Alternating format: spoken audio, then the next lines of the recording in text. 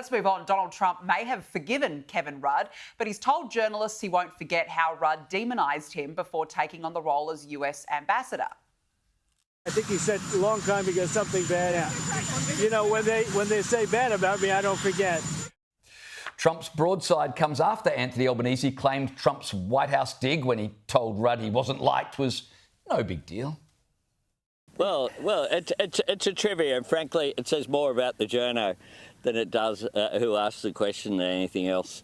I was in the room. It was fine.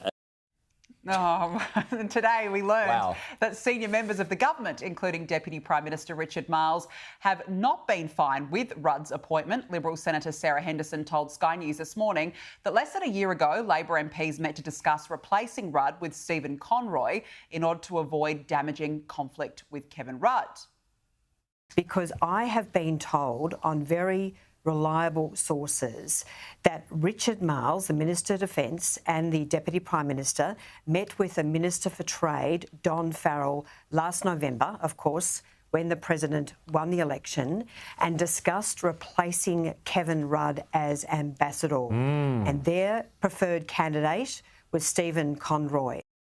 This is quite a revelation by Sarah Henderson, though I feel unsurprising. There would have been no doubt within Labor there would have been a lot of concern. They know. They know. When Kevin Rudd's come out calling him the village idiot, a traitor to the West, they know that it would have been a problem. And look, Stephen Conroy would have been a vastly better option. Let's be realistic. He's a friend here of Sky News. I think he would have been a vastly better diplomat than what Kevin Rudd has been from the beginning. But that's just the exact issue, James. It should have been done back in November. Because we're still talking about it now. Now, obviously, it is too late. I agree now. It is way too late to replace him. I thought that Susan Lee's call this week was wrong.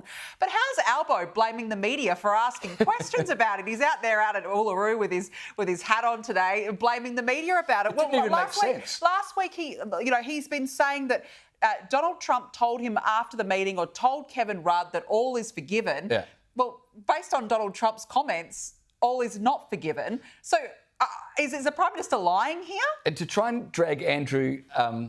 Sorry, my brain's gone. Well, he was talking about a Sydney Morning Herald journalist. Oh, he's talking about the Sydney Morning Herald journalist. So the Sydney Morning Herald journalist asked the question of Kevin Rudd last night. Sorry, I'm with you, right. So Andrew Clennell obviously asked at the round table. But, that was a Sydney Morning Herald journalist. The fact is, Rudd's not going anywhere, right? If they had that meeting in November 2024 and they decided not to do anything, and now Kevin Rudd has survived that White House interaction, and he's not on Donald Trump's Christmas card list, let's be honest. He wasn't last year. But Trump is able to deal with people he doesn't like.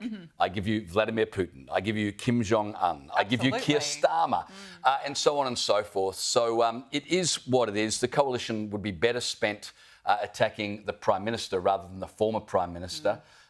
Trump praised AUKUS. AUKUS was a coalition idea. Yes. Trump did not lower tariffs, despite this amazing friendship that Anthony Albanese has.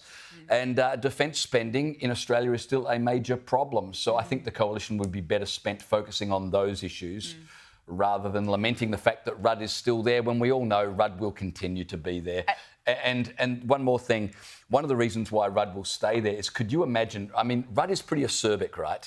Could you imagine if Albanese ditched him, how much of a thorn in Albanese's side Kevin Rudd he'd write a book about it. Exactly. He'd absolutely write a book about it. He'd do a press tour, anything, any attention. One more point that I would make, I find it very difficult to believe that Donald Trump did not know who Kevin Rudd was in that meeting. And based on the comments that he made last night, he knew exactly. He just knows the art of a deal. He's a businessman. He knows how to play the game better than anybody else. So he knew exactly who he was sitting opposite at the table last Monday. Absolutely. Exactly. And to pretend that you don't is just another way of saying, I don't like you. Exactly.